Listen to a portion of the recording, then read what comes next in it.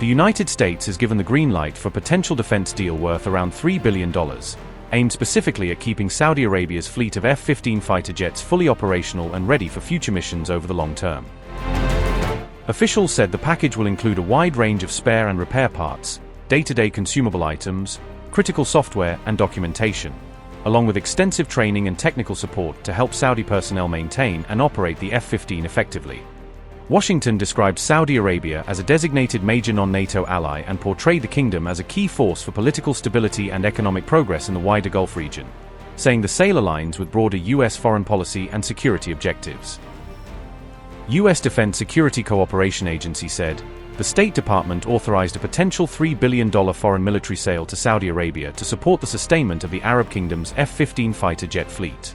The sale includes spares, repair parts, consumables, software support, personnel training, engineering and logistic services.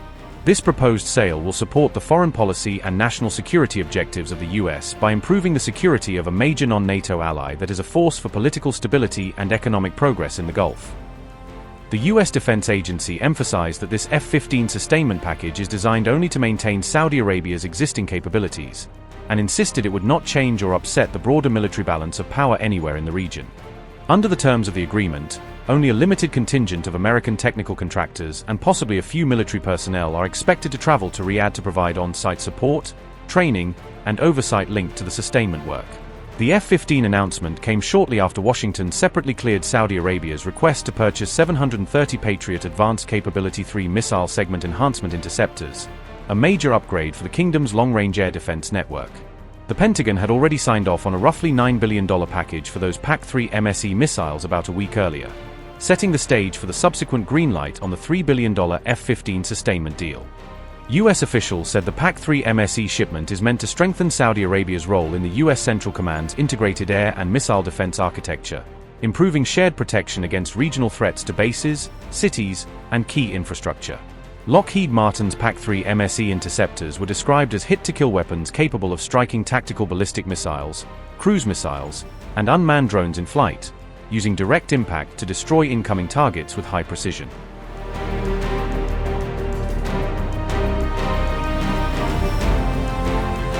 Saudi Defense Minister Prince Khalid bin Salman paid an official visit to Washington on January 29, holding intensive high-level talks with top U.S. officials as part of efforts to deepen the security partnership and coordinate policy on fast-moving regional developments. During the trip, Prince Khalid sat down with Secretary of State Marco Rubio, Defense Secretary Pete Hegseth and Special Envoy Steve Witkoff, using the meetings to focus on security cooperation, joint defense planning and intelligence coordination between Riyadh and Washington.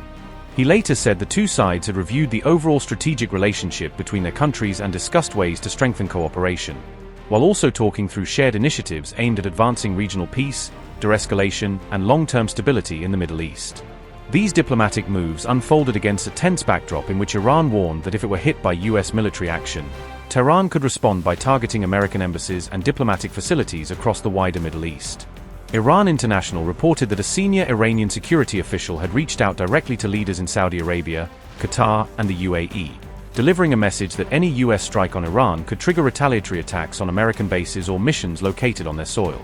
As speculation grew over possible U.S. strike on Iran, Saudi officials used private channels in Washington to deliver a blunt warning, making clear they wanted clarity on American plans and were deeply concerned about being dragged into a wider confrontation they did not choose.